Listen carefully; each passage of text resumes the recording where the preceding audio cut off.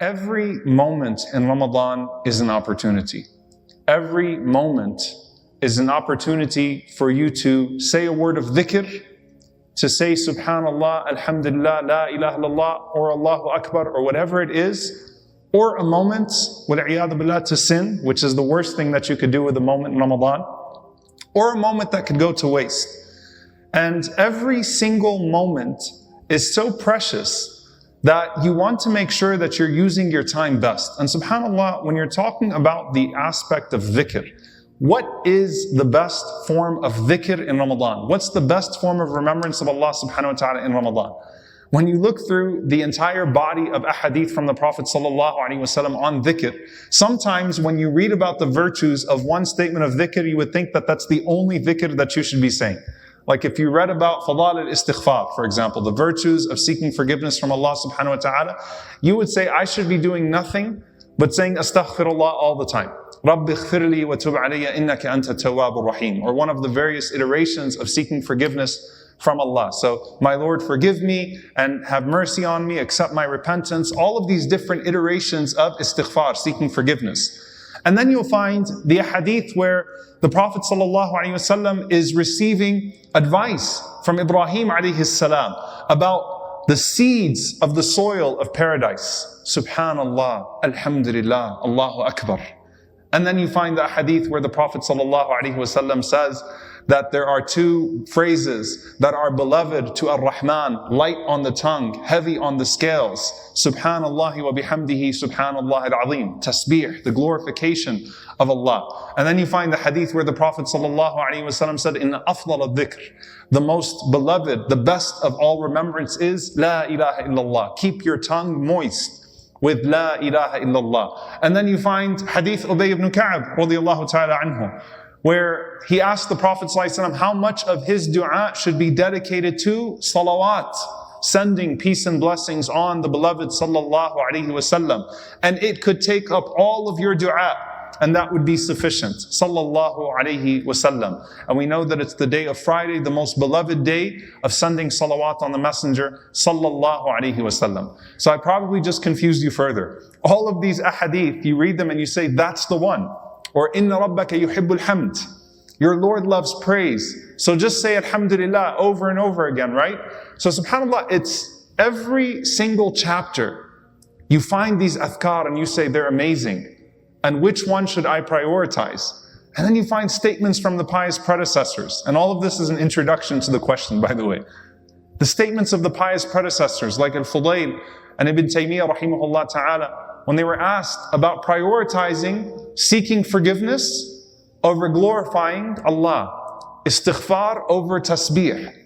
And the example that they gave was that if you have a garment and it is stained, then you don't embellish the garment before cleaning the stain. So istighfar cleans the stain.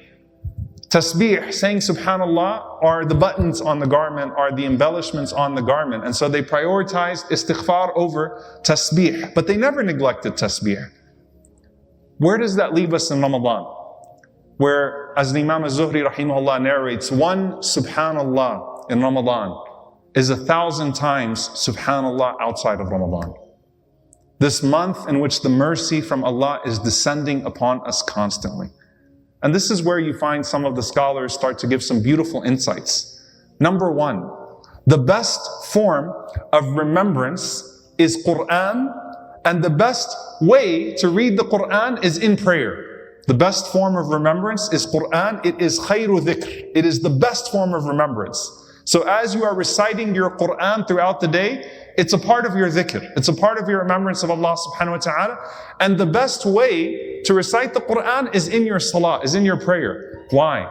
Because in your 2 rak'ahs of Qiyamul Layl, you will combine all of the adhkar just to have a proper prayer. You'll have takbir, you'll have tasbih, you'll have istighfar, you'll have salawat. So just 2 rak'ahs with the Quran in it combines all of the best forms of dhikr, and that's the mercy of Allah subhanahu wa ta'ala, that all of the best forms of remembrance are combined in salah. And then the Quran, وَالْقُرْآنِ ذِي الذِّكْرِ, the Quran that is dhikra lil alameen, a reminder to the worlds, as well as a book that is full of the reminders and the remembrance of Allah subhanahu wa ta'ala. You recite it at all times and you have that intention. And they said we can take insights from two things. Number one, look at the way the Prophet ﷺ's prayer was. Can you recite Quran in sujood? No. You can't recite Quran in your prostration. There were some nights that the Prophet ﷺ would stand in his Qiyamul Layl and he would read Quran for so long you would think he was never going in ruku' or sujood. And there were some nights that the Prophet ﷺ went into sajda, into prostration, where all you do is make dua and remember Allah. You don't read Quran in your sajda, in your prostration, to where if you would have saw him sallallahu alaihi wasallam, you would have thought he died in his sujood. Can you imagine that sight? You see him in his sajda and you think he must be dead alayhi salatu wasalam because he's not getting up from his sajda. قام رسول الله صلى الله عليه وسلم بآية. Salama narrates two hadiths. She said the Prophet ﷺ would spend an entire night with one ayah of the Quran. One ayah. And then he would spend other nights sallallahu alaihi wasallam, and it was as if he was going to recite the whole Quran in his qiyam, in his standing up. And so when the Prophet ﷺ would stand, he would read Quran, and he would bring with his Quran dua to Allah subhanahu wa ta'ala, the remembrance of Allah. And when the Prophet ﷺ would make sujood, then the Prophet ﷺ would focus entirely on dhikr and dua. And so the ulama say, what we see from the Prophet ﷺ is engage yourself between that which is the Quran, the recitation, and that which you would say to Allah subhanahu wa ta'ala in your sujood. And we have flexibility in it. The point is, don't miss a moment. The point is, engage in one of those two things. And the fact that if you saw the Prophet ﷺ on a particular night, you didn't know which one he was going to be in more, longer than the other, is a sign for us that, one night you might go into sujood and you have your khatam to finish, but you're going into sujood and you want to finish your recitation of the Quran. But as you got into your sujood, you started to make dua to Allah and you were immersed in your dua. Keep going. Don't get up. Keep going. Continue to remember Allah. One day you might finish your wird, your allocated times of how much you're going to do tasbih. Say subhanallah, but you're looking around and you're saying subhanallah, subhanallah, and your heart is present. It's better to go an extra 10 tasbih and delay the next thing that you're going to do because your heart is in that tasbih. And so the best dhikr is the dhikr that coincides with the Prophet ﷺ's dhikr, that is diversified, that your heart is most present in. That's the first thing. The second thing, the best dhikr outside of Ramadan is the best dhikr inside of Ramadan. Meaning, the reward for your morning remembrance and evening remembrance in Ramadan is even greater than what it would be outside of Ramadan. The Prophet ﷺ would not pause the morning adhkar and the evening adhkar. The things he would say in the morning and the things he would say in the evening after Asr, because Ramadan came around. If anything, they are greater at that time, and that is the best time to learn the habit of those things. Okay, so to really bring them into your life and to not let go of those things. That would be like a person who focuses on praying Taraweeh and then they forget all of the other sunan. Okay, the sunan that the Prophet ﷺ would not forget to pray outside of Ramadan or inside of Ramadan. May Allah subhanahu wa ta'ala enable us upon them. Allahumma ameen. And the third thing, and this is something that is really powerful to pay attention to with what the Prophet ﷺ gave us of the best du'as and the best seasons. The best 10 days of the year are the first 10 days of Dhul Hijjah. The best 10 nights of the year are the last 10 nights of Ramadan. The best of the first 10 days of Dhul Hijjah is the day of Arafah. And the best of the last 10 nights of Ramadan is Laylatul Qadr.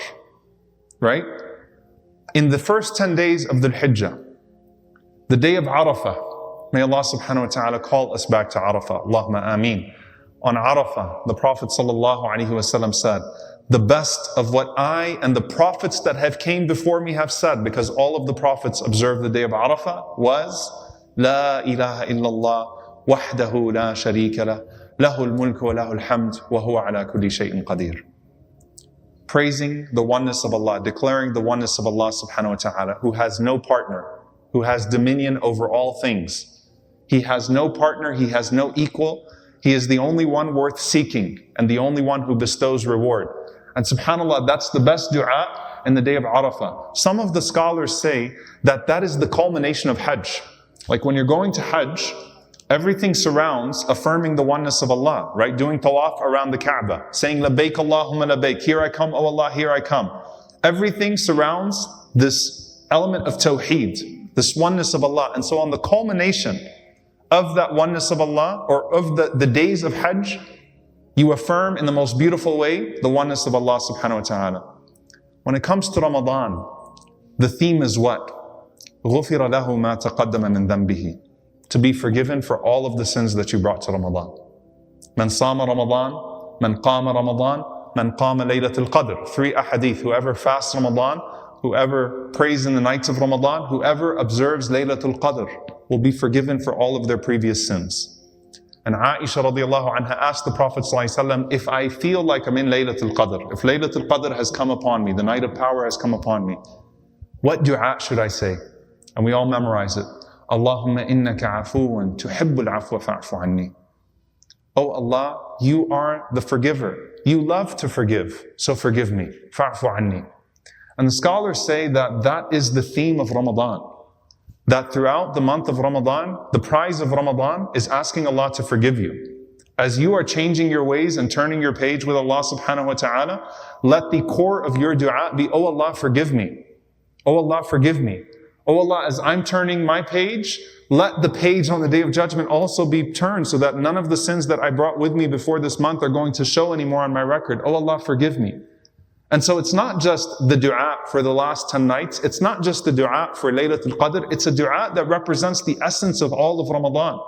Oh Allah, forgive me. And so embark on the journey of making sure that your du'as, your witr dua every night, your du'as in the last moments before you fast, are surrounding asking Allah subhanahu wa ta'ala for forgiveness, because that's the culmination of Ramadan. May Allah subhanahu wa ta'ala forgive us, allow us to reach Laylatul Qadr, and allow us to say the du'as that we should be saying on Laylatul Qadr, allow us to be accepted on Laylatul Qadr and have our entire Ramadan accepted. Allahumma ameen.